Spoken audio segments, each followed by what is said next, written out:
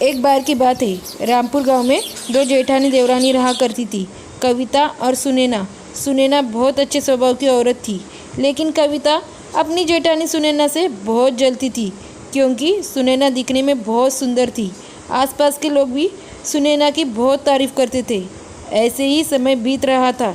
कविता और सुनैना दोनों भी माँ बनने वाली थी। घर में खुशियों का माहौल था। उनकी सास कलावती भी बहुत खुश थी। कुछ दिन बाद दोनों एक एक बेटी को जन्म देते हैं। कविता को पता करना था कि सुनैना की बेटी कैसी है, इसलिए वो नर्स को पूछती है, मेरी जेठानी की बेटी कैसी है? आपकी जेठानी की बेटी बहुत ही सुंदर है। उसकी सुंदरता में चार चांद उसके बाल लगाते हैं, जो बिल्कुल सोने की तरह चमक रहे हैं।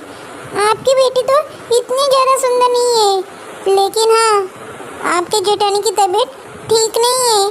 पता नहीं बच भी पाएगी या नहीं।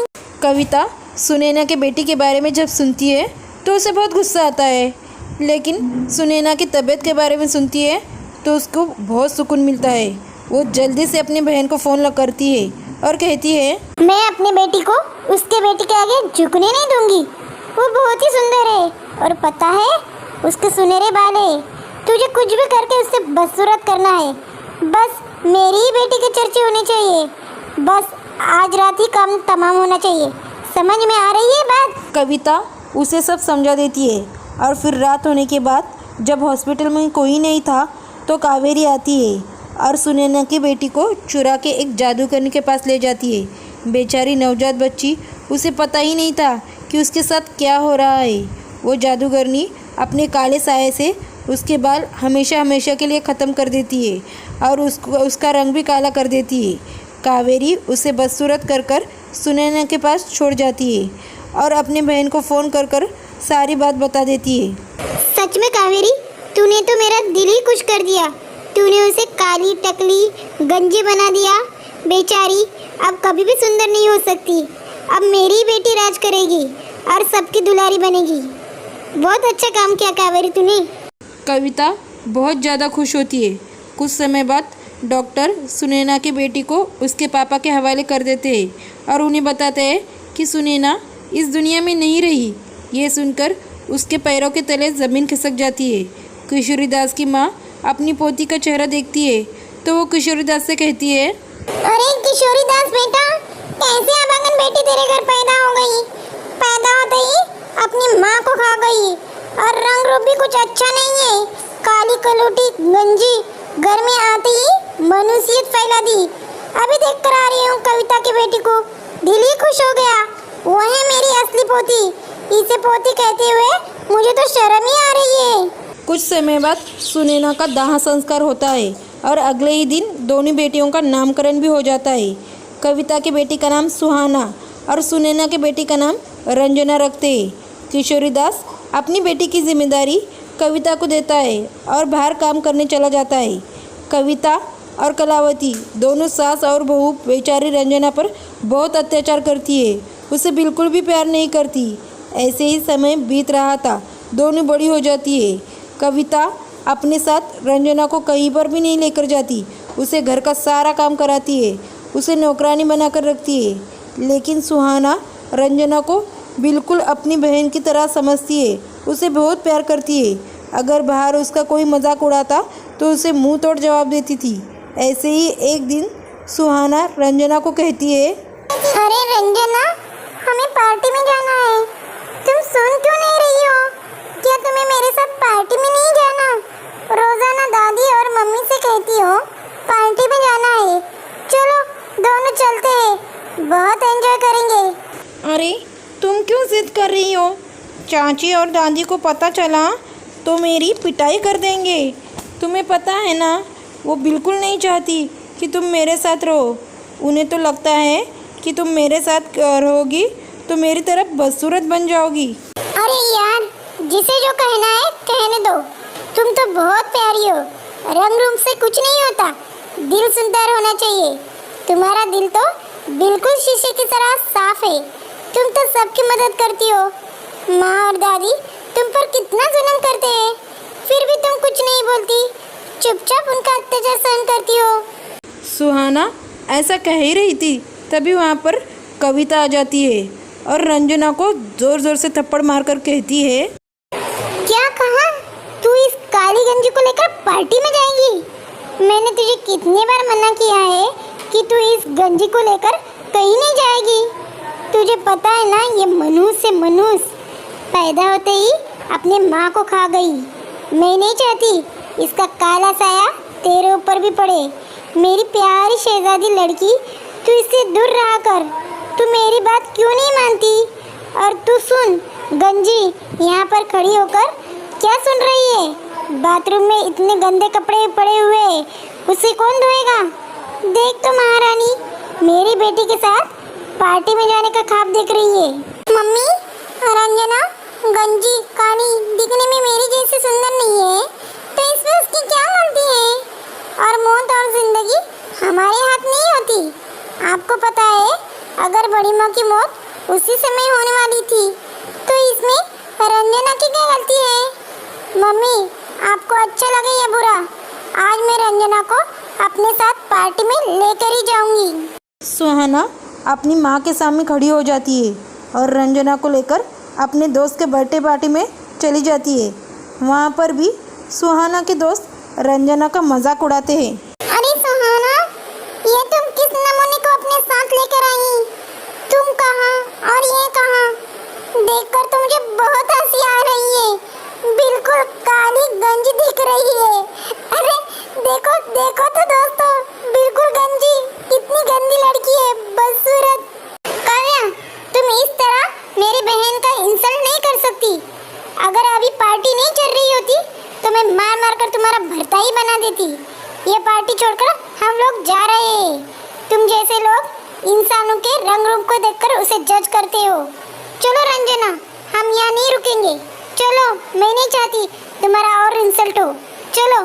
सुहाना अपनी दोस्त की पार्टी छोड़कर रंजना के साथ चली आती है। रंजना ज़ोर ज़ोर से रोने लगती है। सुहाना से कहती है, देखो सुहाना, मैं इसीलिए तुम्हारे साथ नहीं आ रही थी। मेरे वजह से तुम्हारा भी मूड ऑफ हो गया। चाची ठीक ही कहते हैं, मैं मनुष्य हूँ। मेरे वजह से तुम्हें कितना कुछ सुनना पड़ा सुहाना। जब कोई मुझे अपना दोस्त नहीं बनाता, मेरी बदसूरती देखकर उससे नफरत करता है, तो मुझे बहुत दुख होता है। दादी और चाची के प्यार के लिए मैं तरसती हूँ। मैं तुम्हारी तरह सुंदर होती तो क्या पता मुझे दादी और चाची दोनों का भी प्यार मिलता, लेकिन नहीं। इन सब के बीच में मेरा कालापन, गंजापन आ जाता है। मुझे तो ऐसा लगता है इस दुनिया में बदसूरत होना सच में बड़ा पाप है। ऐसा कहकर रंजना बहुत सारा रोती है। बेचारी रंजना को क्या पता था कि वो बचपन में बहुत ही सुंदर थी। उसकी सुंदरता तो उसके चाची ने छीनी है। कुछ देर जाने के बाद उन्हें एक चिड़िया जख्मी हालत में फड़फड़ाते हुए दिखती है। रंजना तुरंत उसके पास जाती है, उसके जख्मों पर मरहम पट्टी करती है। तभी वो चिड़िया कहती है, तुम बहुत अच्छी हो, तुमने मेरी मदद की है। मुझे इस हाल में देखकर मुझसे इग्नोर नहीं किया। लेकिन तुम ये जानकर हैरान हो जाओगी कि मैं चिड़िया नहीं बल्कि परी हूँ। मुझे एक जादूगर ने परी से चिड़िया बना दिया है। मैं अपने असली रूप में तभी आ सकती हूँ जब तुम उस जादूगरनी से मेरी जादुई कंघी वापस लाओगी। उसने मेरी जादुई कंघी तहस नहस कर दी तो मैं मर जाऊंगी। मेरी जादुई शक्ति नष्ट हो जाएगी। कृपया करके मेरी मदद करो। चिड़िया की विनती पर रंजना और सुहाना उसकी मदद करने जादूगरनी की गुफा में जाते हैं। जादूगरनी तपस्या कर रही थी। तभी रंजना उस पर वार कर देती है और उसे बांध देती है। फिर उसकी जादुई कंघी लेकर आ रही होती है। तभी जादूगरनी कहती है, ए लड़की, तुम मेरी सारी मेहनत पर पानी फेर रही हो। तुम मेरे साथ हाथ मिला लो तो तुम्हारा बहुत फ़ायदा होगा। मैं तुम्हें बहुत ज़्यादा सुंदर बना लूँगी। तेरे उजड़े चमन पर दोबारा फूल खिलने लगेंगे, सर पर बाल आ जाएंगे। देख, मुझे दे, मेरी कंघी वापस दे दे। रंजना, तुझे जादूगरनी की बात मान लेनी चाहिए। देख, तू सुंदर हो जाएंगे ना तो सब तुझे प्यार करने लगेंगे। परी मरती है तो मरने दे, तू तो सुंदर दिखेंगी ना। नहीं सुहाना, मैं इतनी स्वार्थी नहीं हो सकती। सुंदरता हासिल करने के लिए किसी की जान जाते नहीं देख सकती। अगर वो परी इस जादुई कंघी की मदद से ठीक हो सकती है तो मुझे जादुई कंघी उसे दे देनी चाहिए। मैं उसकी मदद ज़रूर करूँगी। ऐसा कहकर रंजना जादूगरनी की बात नहीं मानती और वह परी की कंघी लाकर उसे दे देती है, जिसकी मदद से परी अपने असली रूप में आ जाती है। तभी परी रंजना से कहती है, रंजना तुम बहुत अच्छी हो, तुम्हारा दिल बहुत बड़ा है। अगर तुम्हारी जगह कोई और होता तो वह ये मेरी कंघी मुझे वापस नहीं देता। तुम्हारी अच्छाई के लिए मुझे तुम्हें इनाम तो देना ही चाहिए, इसलिए ये जादू कंघी लो और अपने सिर पर एक बार इसे फिरा दो, फिर इसका जादू देखना। परी के कहने पर रंजना कंघी अपने सर पर घुमाती है तो उसके बाल पहले की तरह सुनहरे हो जाते हैं। वो बहुत सुंदर लगती है। खुद को इतना सुंदर देखकर रंजना बहुत खुश होती है। वो परी का धन्यवाद कर कर अपने घर आ जाती है। रंजना को इतना सुंदर देखकर कविता आग बबूला हो जाती है और उसे कहती है, अरे बाप रे, तुम इतनी सुंदर कैसे हो गई? मम्मी, रंजना को परी की जादुई कंघी मिली है जिससे वो इतनी सुंदर हो गई है। अब तो ये मुझसे भी सुंदर दिखने लगी है, मेरी प्यारी बहन। अच्छा, तो ये बात है, मेरी बेटी से ज़्यादा सुंदर इस दुनिया में कोई और हो ही नहीं सकता। ऐसा सोचकर कविता परी की कंघी सुहाना पर करती है तो वह गंजी हो जाती है। अपनी बेटी को बदसूरत देखकर वो दोनों बहुत रोती है। तभी वहाँ पर परी आ जाती है। कविता, तुमने बचपन में कैसा रंजना की सुंदरता छीनी?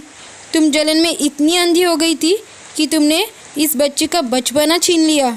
तुम्हें तुम्हारी किए की सज़ा तो मिलनी थी। परी जी, आप चाची की सज़ा मेरे बहन सुहाना को मत दीजिए, उसे पहले की तरह सुंदर बना दीजिए। वो बहुत अच्छी है। आप चाहे तो मेरी सुंदरता छीन लीजिए, पर मेरी बहन को पहले की तरह सुंदर बना दीजिए। मैं नहीं चाहती जो दुख मैंने बचपन में सहा है वो किसी और को भी मिले। प्लीज परी जी, मेरी बात सुन लीजिए। रंजना, मैंने तुम्हारे साथ बहुत ही बुरा किया है, मुझे माफ़ कर दो रंजना। मुझसे बहुत बड़ी गलती हो गई, मैंने जलन के मारे ये सब किया, मुझे माफ़ कर दो। तभी परी जादू से सुहाना को पहले की तरह सुंदर कर देती है। कविता भी परी से माफ़ी मांग लेती है। दादी को भी अपने किए पर बहुत पछतावा होता है। वो रंजना से माफ़ी मांगती है और सभी खुशी खुशी रहने लगते हैं। कहानी अच्छी लगी हो तो प्लीज़ लाइक और सब्सक्राइब ज़रूर कीजिए। Thank you.